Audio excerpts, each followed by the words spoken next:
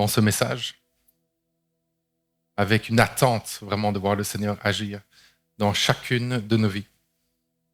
Et c'est dans le nom de Jésus-Christ que je prie. Et tout le monde dit avec moi, Amen, et acclame le Seigneur là où tu es.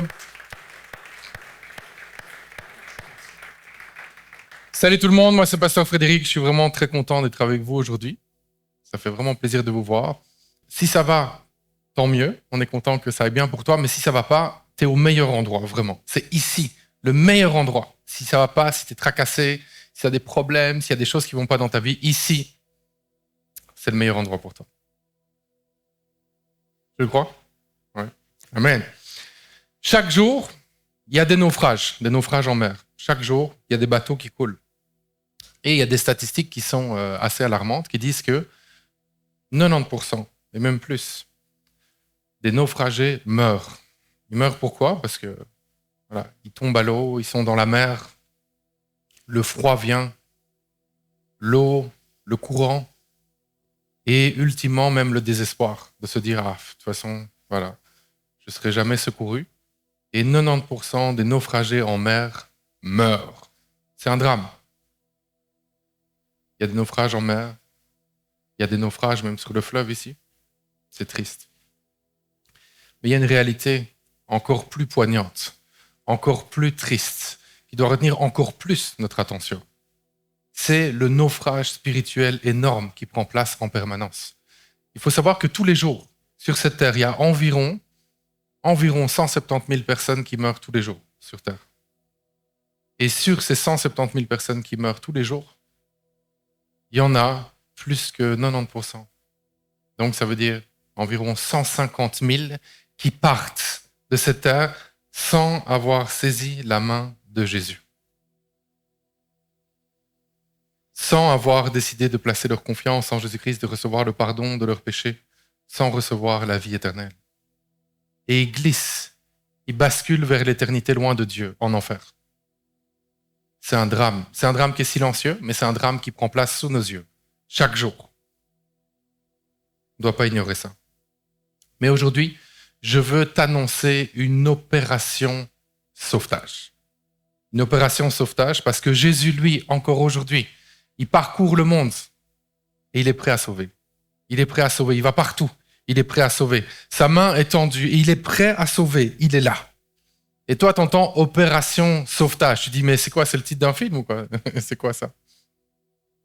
C'est encore mieux que ça. Parce que dans cette histoire, toi-même, tu es au cœur de l'histoire. Aujourd'hui, on parle de toi. Tu fais partie de l'histoire. Et notre texte biblique du jour se trouve dans Michée 7, versets 18-19.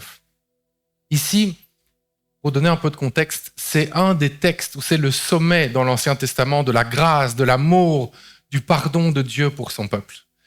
Et le contexte, c'est un moment où le peuple, il y a énormément de corruption.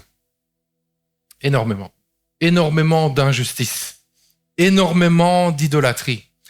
Malheureusement, c'est encore le cas aujourd'hui. Surtout dans les grandes villes. Il y a beaucoup de villes dans ce monde où il y a beaucoup de corruption. Où il y a beaucoup d'injustice. Où il y a beaucoup d'idolâtrie. Énormément. Et c'est dans ce contexte que ce texte s'inscrit. À partir du verset 18, ça dit « Quel est le Dieu semblable à toi ?» J'aime déjà la déclaration pour commencer. « Quel est le Dieu semblable à toi ?» Qui efface les fautes et qui pardonne les péchés du reste de ton peuple qui t'appartient. Toi, tu n'entretiens pas ta colère à jamais, mais tu prends ton plaisir à faire grâce. Oui, de nouveau, tu auras compassion de nous. Tu piétineras nos péchés. Et au fond de la mer, tu jetteras toutes nos fautes. Donc Michel, lui, il dénonce le mal. Il dit non, ça va pas ici. Mais il termine avec une déclaration choc. Il dit que Dieu souhaite pardonner. Il souhaite pardonner, mais pas juste ça. Il souhaite pardonner et oublier. Parce que cette image est très forte. Quand on voit de jeter toutes nos fautes au fond de la mer. Symboliquement, la mer, dans la Bible, c'est un lieu d'oubli. Donc Dieu, quand il pardonne, il ne revient pas après et dit « Ouais, mais non ». Il pardonne et ensuite il oublie. définitivement. C'est fini. C'est comme ça que Dieu agit. Et ce texte biblique va nous permettre de mener notre opération sauvetage du jour. Alors, est-ce que vous êtes prêts pour ça? Si tu es prêt, fais du bruit, dis quelque chose, que je vois que quelqu'un est prêt pour ça. Alors, comme vous savez, quand on mène une opération sauvetage, il y a plusieurs phases. On va commencer par la phase 1. Opération sauvetage, phase 1. On est tous des naufragés. On est tous des naufragés. Ici, dans ce monde, on arrive tous comme des naufragés. Alors qu'à la base, l'homme était en communion avec Dieu sur son navire. Le péché est venu et a éjecté tout le monde à la mer. Tout le monde. Tout le monde, j'ai dit tout le monde. Il n'y a personne qui est exempt de cette réalité spirituelle. Donc ça veut dire que quand tu es arrivé sur Terre, tu es arrivé sur Terre comme un naufragé.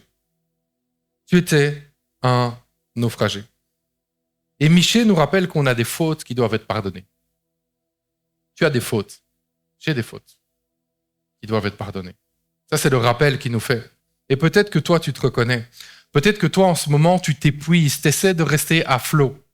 Tu essaies, tu tu te bats pour rester à flot, mais tu t'épuises et tu t'épuises. Parce qu'en fait, le péché, c'est comme une encre invisible qui te lie et qui te tire vers le bas. Et c'est pour ça que tu luttes constamment, c'est pour ça que c'est tellement difficile.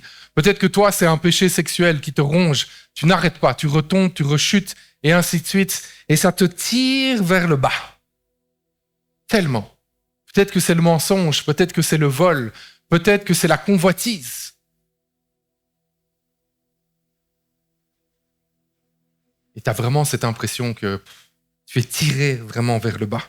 Et plus tu luttes, plus tu as l'impression que tu es en train de te noyer. Tu te dis, mais je ne vais jamais y arriver. Ça ne sera pas possible. Tu sais, être un naufragé, moi, je sais ce que c'est. Parce que moi, j'étais un grand naufragé. Un très grand naufragé. Je me rappelle quand j'étais étudiant, ma vie n'avait aucun sens. Aucun. Je me réveillais tard, très tard, très très tard. Tu vois le genre d'heure où il y a des gens qui ont déjà fini leur journée? Ben voilà. Moi, je me réveillais à ce moment-là. Et qu'est-ce que je me disais? C'était quoi le plan de la journée? Pas de plan. Rien à faire. Pourtant, j'étais étudiant, j'étais censé aller au cours, mais non, j'allais pas. Alors après, l'heure passe, et là, je commençais à avoir des plans. Mais c'était des plans pour la soirée. Pour faire quoi? Des bêtises. Pas des choses intéressantes. Des choses qui servent à rien, si ce n'est à me détruire et à entraîner d'autres personnes à la destruction. Voilà. Le lendemain, il se passait quoi? La même chose. Je me réveillais. Pas de plan. Des gens passaient, des naufragés. D'autres naufragés passaient. On était tous ensemble et on naviguait comme ça, dans cette mer déchaînée du péché et de faire n'importe quoi. Et le pire, c'est qu'on trouvait ça normal. C'est qu'on trouvait ça bien. Moi, j'étais un grand naufragé. Donc, je sais ce que c'est. Et ce qui se passe, c'est que moi, je pensais que c'est bon, c'est juste la vie, il n'y a pas de problème. Mais j'étais en train de glisser progressivement vers la mort éternelle. C'était l'issue, en fait. Pourquoi? Parce que j'étais né comme toi. J'étais né étant un naufragé. Et le naufrage se poursuivait. La seule issue, c'était la mort. Opération sauvetage, phase 2. Jésus-Christ est le capitaine du navire de secours. Tu sais, quand tu tombes à la mer, tu n'as pas besoin d'un discours, tu as besoin d'un sauveur. Tu me suis? Tu tombes à la mer, tu n'as pas besoin de quelqu'un qui te dise t'as commis un péché, tu as fait quelque chose de pas bien. Tu n'as pas besoin de quelqu'un qui vient encore te condamner. Tu sais bien que c'est pas bien. Tu sais bien. Tu sais bien que tu n'aurais pas dû faire ça. Tu n'as pas besoin de ça. Tu as besoin de quelqu'un qui vient te sauver. C'est de ça que tu as besoin.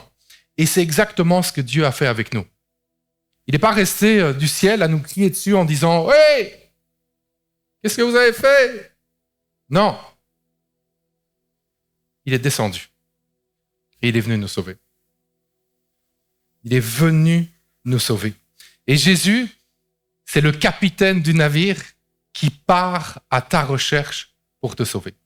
Et je t'assure qu'il va te chercher. Et il va te chercher encore et encore. Et il va tourner et il va braver les tempêtes. Il ne va pas lâcher pour te trouver. Il ne va pas lâcher pour te trouver parce qu'il t'aime tellement qu'il ne va jamais lâcher. Et tu sais, Jésus, c'est plus qu'un capitaine. Jésus, c'est Dieu. Colossiens 2,9. Car en lui habite corporellement toute la plénitude de la divinité. Jésus, c'est Dieu qui est descendu sur terre pour nous sauver du naufrage éternel. Pour nous sauver d'une mort éternelle. Michée 7,18. Quel Dieu est semblable à toi, qui pardonne la faute, qui oublie la transgression.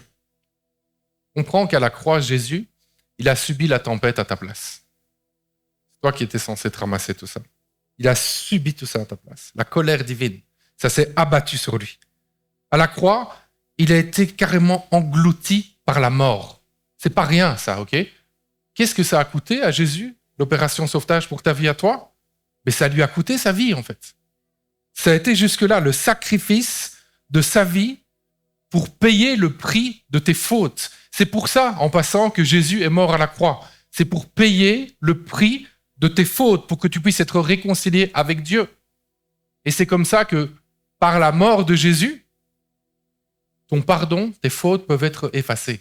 Et chaque personne qui décide de placer toute sa confiance en Jésus-Christ va recevoir le pardon de tous les péchés et aussi l'accès à la vie éternelle. Ésaïe 53,5. Il a été transpercé à cause de nos fautes. Le châtiment qui nous donne la paix est tombé sur lui. Mais l'histoire ne s'arrête pas là. Il est mort, mais il est ressuscité. Il est ressuscité.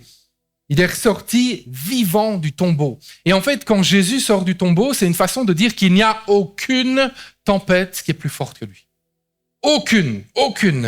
Jésus, c'est pas juste le héros du passé, c'est le héros du présent qui est là pour ta vie à toi et qui est vraiment prêt. Il est prêt. Il est sur son navire, il te cherche et il est prêt à intervenir dans ta vie là. Aujourd'hui, il est prêt. Opération sauvetage, phase 3. Jésus-Christ te tend la main à toi, le naufragé.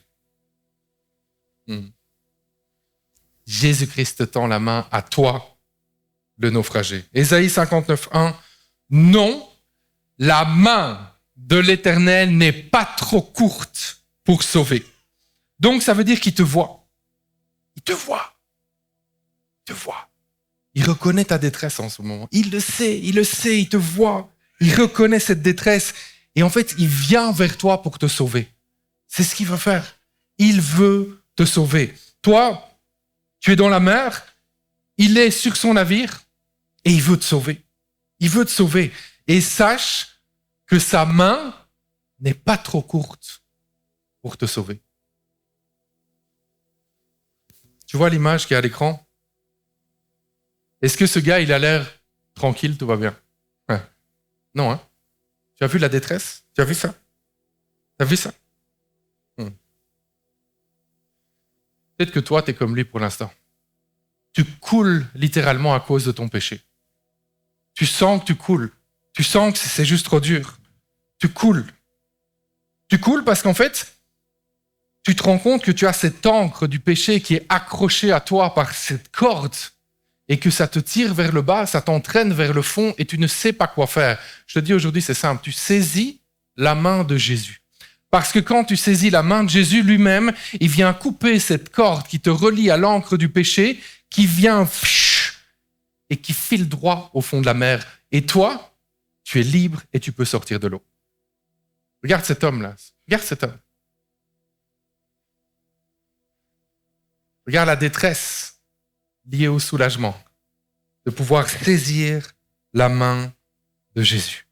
Michée 7,19. Oui, de nouveau, tu auras compassion de nous. Tu piétineras nos péchés et au fond de la mer, tu jetteras toutes nos fautes. Au fond de la mer, Tu jetteras toutes nos fautes dans ce lieu d'oubli, dans ce lieu où il garde plus ça contre toi. C'est fini une fois pour toutes, il jette ça au fond de la mer. Et quand Jésus te sauve de la noyade, il te donne en fait le salut qui t'empêche de couler pour l'éternité. Et en fait, tu vois, ton salut, c'est ton gilet de sauvetage. Quand Jésus te prend, il t'emmène sur le bateau et il te remet le salut. T'as vu ça? C'est beau, hein? Il te remet le salut. Alors toi, qu'est-ce que tu fais quand il te remet le salut? Fièrement, tu portes ton gilet. Ah ouais, c'est sûr. Fièrement. Tu dis, yes, je suis sauvé. Et ce qui est bien avec le salut, c'est qu'il te le donne, regarde, une fois pour toutes. Tu ne peux plus le perdre. Tu es sauvé et c'est pour l'éternité. Ne va pas croire, s'il te plaît, ces mensonges qu'on entend que tu vas perdre ton salut un jour sur deux. Et si tu pêches, tu vas perdre ton salut. Non. Non. Non. Quand Jésus tend la main, alors qu'il s'est sacrifié de sa propre vie pour toi, pour payer le prix de toutes tes fautes, ça a coûté trop cher. Il te saisit, il te fait monter sur le navire, il te donne ton gilet. C'est pas pour aller te repousser dans l'eau en t'enlevant le gilet. Un jour sur deux, en fonction de tes pensées ou de tes actions, il faut arrêter ça. Ceux qui comprennent pas ça souvent, qui vont dire que tu vas perdre ton salut un jour sur deux, en fait, il y a, et je comprends, une difficulté à comprendre la profondeur de l'amour et de la grâce de Dieu. Alors on dit, mais non, c'est pas possible quand même. C'est quand même pas possible. Donc quoi, t'acceptes Jésus, tu as le salut, t'es pardonné, et puis après tu replonges, et là, soi-disant, tu seras encore sauvé. Mais non, tu perds ton salut. Mais non. Mais non. Mais non. Le sacrifice de Christ est suffisant une fois pour toutes, et ça a coûté tellement cher. Ce sacrifice ne sera jamais gaspillé. Et on peut tous en bénéficier. Et quand tu as ton gilet, comme je t'ai montré, c'est une fois pour toutes. On ne va plus te l'enlever, ton gilet. Mais à ce moment-là, tu changes de statut. Tu passes de naufragé à secouru. Et c'est très différent. C'est très différent. Tu passes de en grand danger à en grande sécurité. Tu passes aussi de victime à vainqueur. Tu passes d'une mort éternelle certaine à la vie éternelle. Alléluia. Merci Jésus. Acclame le Seigneur. C'est merveilleux. C'est extraordinaire. Extraordinaire. Opération sauvetage, phase 4. Le drame de la main ignorée. En fait, il y a quelque chose qui est vraiment encore plus triste, encore plus dramatique que de voir quelqu'un couler. C'est en fait quelqu'un qui aurait pu saisir la main de Jésus, qui aurait pu avoir son gilet, mais qui ne l'accepte pas. Quel drame! Quel drame! Jésus était là, il avait le gilet, mais la personne, elle n'accepte pas. Aïe, aïe, aïe, aïe, aïe, peut-être que c'est toi. Peut-être que toi, tu es ici et peut-être que je parle de toi. Peut-être que toi, tu ne parviens pas à accepter le gilet, le salut, pour plusieurs raisons. Peut-être que toi, tu dis, bon, moi, je ne sais pas, j'hésite. Tu dis, mais d'abord, je dois remettre ma vie en ordre. D'abord, je vais remettre ma vie en ordre et puis, peut-être, bon, je vais accepter Jésus, je vais recevoir le gilet. Peut-être. Peut-être tu dis, bon, non, pas maintenant, plus tard, je vais vivre. Je vais m'éclater, je vais vivre, je vais faire plein de trucs, puis plus tard, je vais penser à ça. Peut-être que c'est toi. Peut-être que toi, tu veux pas lâcher la vie que tu mènes. Peut-être c'est ça. Tu veux monter dans le navire de Jésus, tu dis, ouais, ça serait une bonne idée de recevoir le gilet. Mais tu veux pas qu'on vienne couper la corde qui te lie au péché, parce que tu prends plaisir là-dedans. Mais tu sais, si tu veux être sauvé, tu peux pas recevoir le gilet de sauvetage en gardant la corde qui te lie à l'ancre du péché. Ce n'est pas possible. Il y a un moment, il faut choisir. Tu ne peux pas garder ta débauche, ta vie de mensonge, de manipulation, de vol et recevoir le gilet. Il y a un moment, il faut lâcher. Il faut dire non, moi je veux plus ça, je relâche ça. Peut-être que toi, tu te dis, mais en fait, ouais, j'aurais bien voulu, mais c'est trop tard pour moi. C'est trop tard. Avec tout ce que j'ai fait, franchement, je suis allé trop loin. Ouais, peut-être Jésus, il peut sauver les autres, mais moi, les gens ne savent pas vraiment mon histoire, puis tu sais, c'est compliqué, puis je suis trop perdu. Ce ne sera pas possible. Jésus ne peut pas se rendre quand même jusqu'à moi. Je sais ce que j'ai fait, même encore hier soir, même encore ce matin, j'étais dans des choses. Ah non, Jésus ne pourra pas venir me sauver. Il y a une réponse pour toi dans Michée 7, 18. Dieu prend plaisir à faire grâce. Dieu prend plaisir à faire grâce. Alors si tu dis que tu es disqualifié, Dieu, ça lui fait plaisir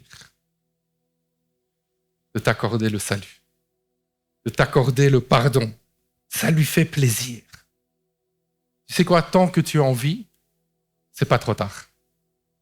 C'est pas trop tard. Tu respires encore, c'est pas trop tard. Peut-être que toi, tu te dis, ouais, bon, le salut, le gilet, tout ça, ben, j'en ai pas vraiment besoin, en fait. Parce que dans ma vie, tout est sous contrôle.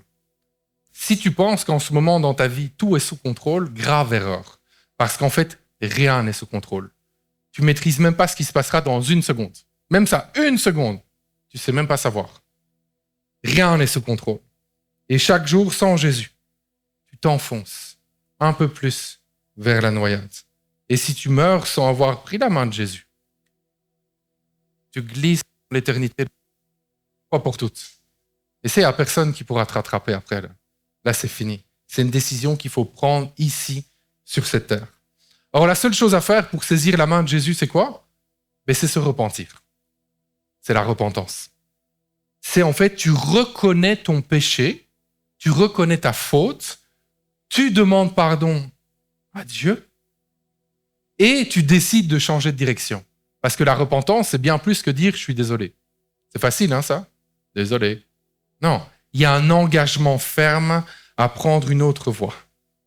C'est l'engagement ferme à dire « moi, je monte sur le navire de Jésus et je refuse d'aller encore m'enfoncer dans les eaux profondes du péché. » Tu me suis toujours? Aujourd'hui, c'est le jour où tu peux prendre cette décision.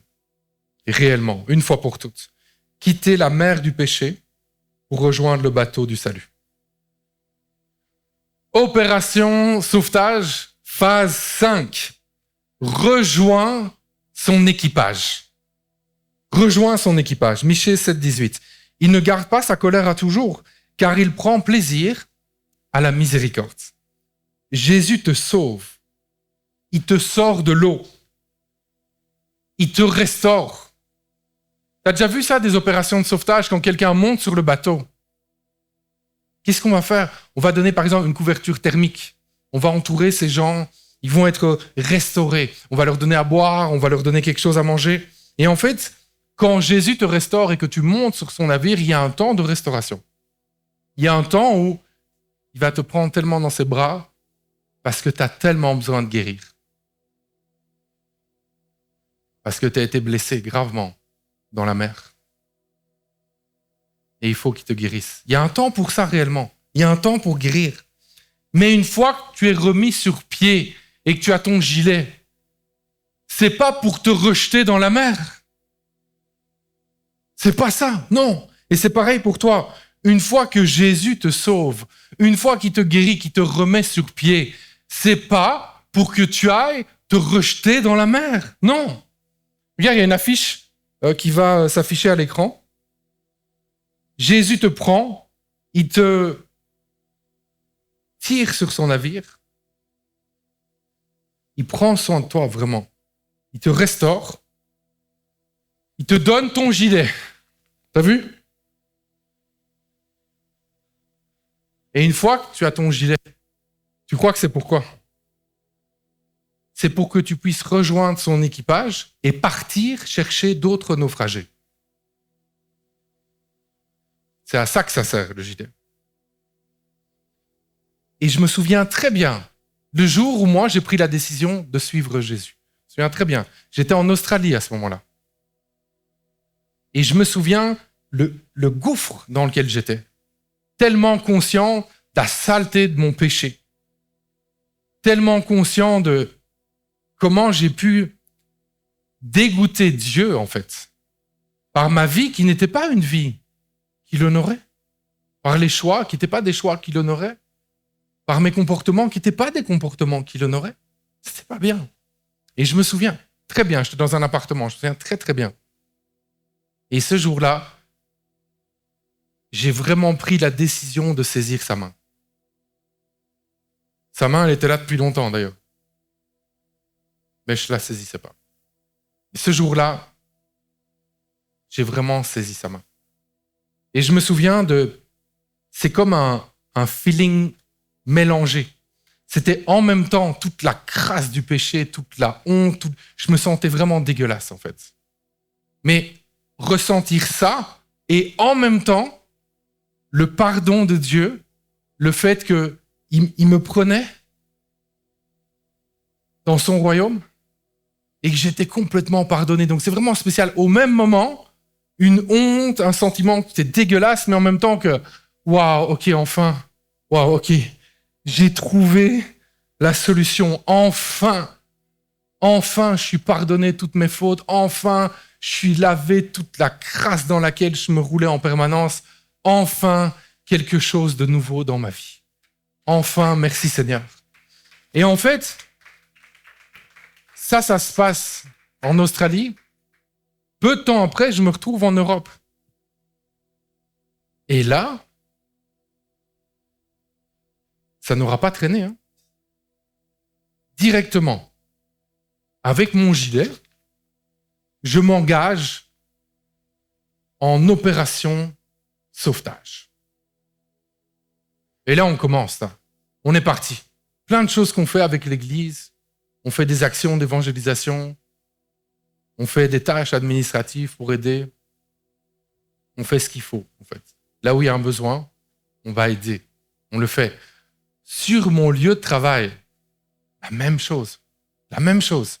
Opération sauvetage. Moi, je parle à quelqu'un ici qui n'est pas dans le ministère en train de travailler à l'église tout le temps, mais sache que tu es dans le ministère temps plein, toi, sur ton lieu de travail, dans ton entreprise ou à l'université. Il faut absolument que chaque journée, tu arrives au travail, tu dis, moi, je suis venu avec mon gilet et je suis en opération sauvetage. Et tu sais quoi? Là où je travaillais, il n'y avait que des naufragés. Il n'y avait que des naufragés partout. Et ce qui est extraordinaire, c'est qu'eux ont vu le gilet. Parce qu'on le voit, hein, tu as vu? La couleur, on ne peut pas la rater. Hein. Tu as vu ça? Eux ont vu le gilet. Pas parce que j'étais avec ma Bible en train de taper sur leur tête et de les condamner, mais parce que je menais une vie de quelqu'un qui avait été pardonné, rempli du Saint-Esprit, et qui voulait vraiment mener une existence qui honore Dieu. Honorer Dieu, c'est travailler aussi avec excellence. C'est faire les choses à fond. Tu te démarques dans ton travail, en fait. Tu te démarques dans ton travail. Et à ce moment-là, sans même parler d'un seul verset dans la Bible, les gens voient ton gilet.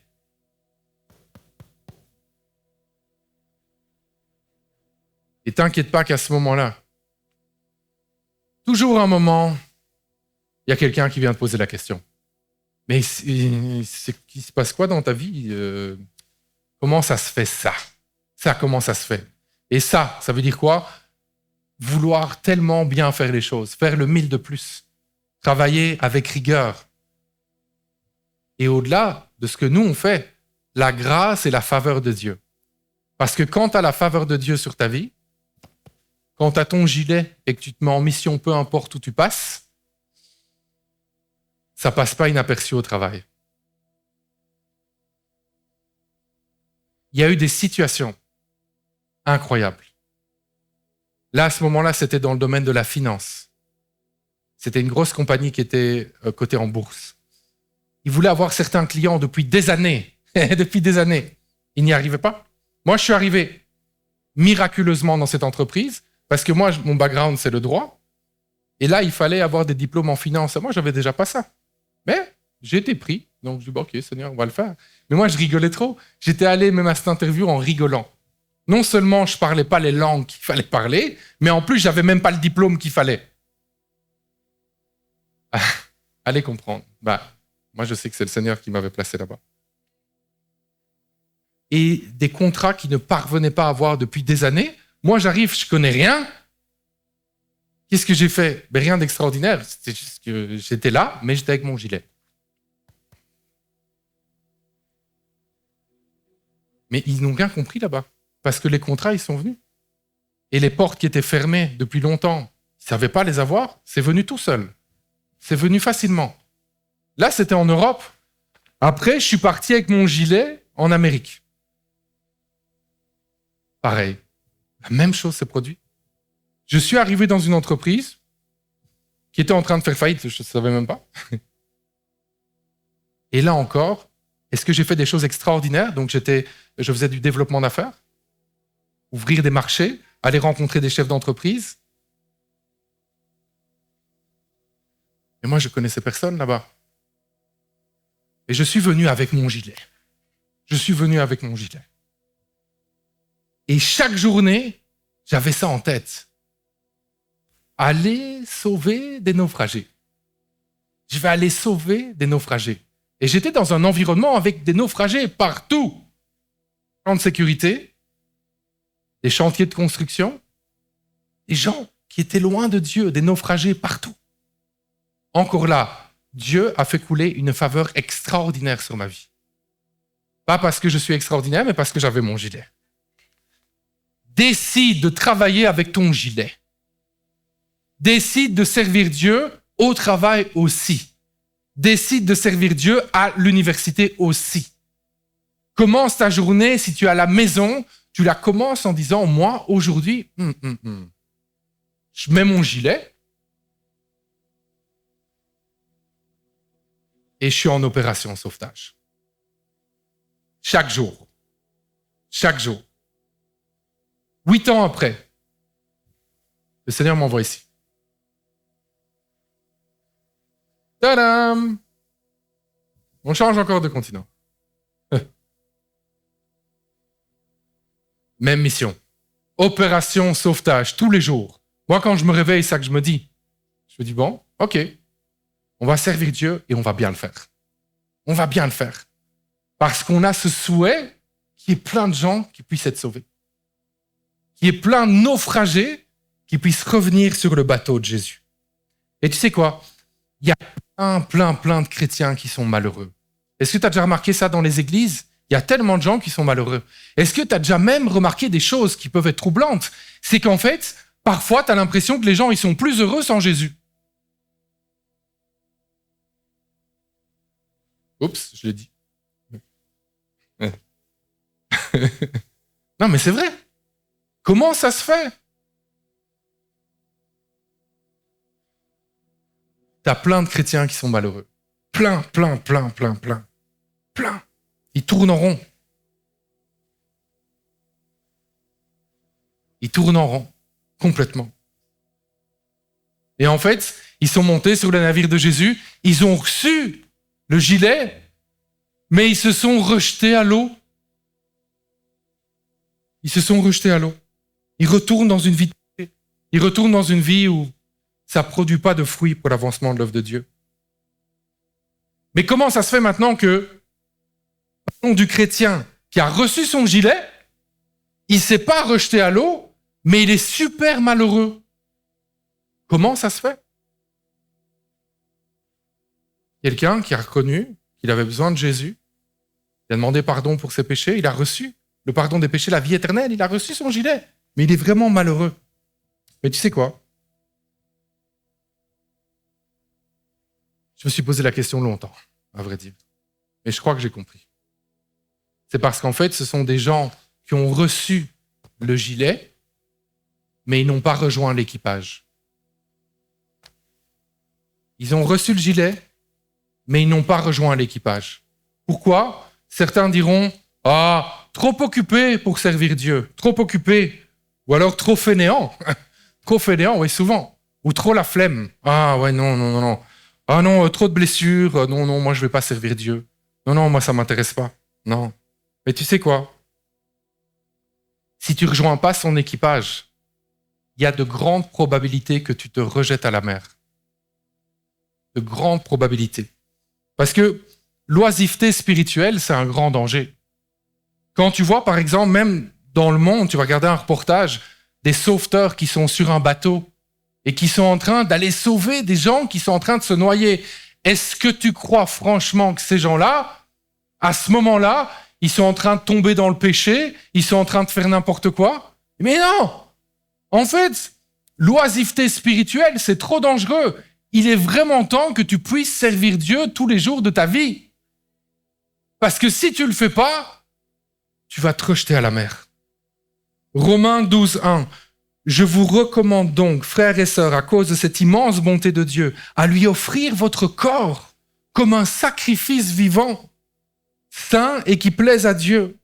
Ça sera là de votre part un culte raisonnable.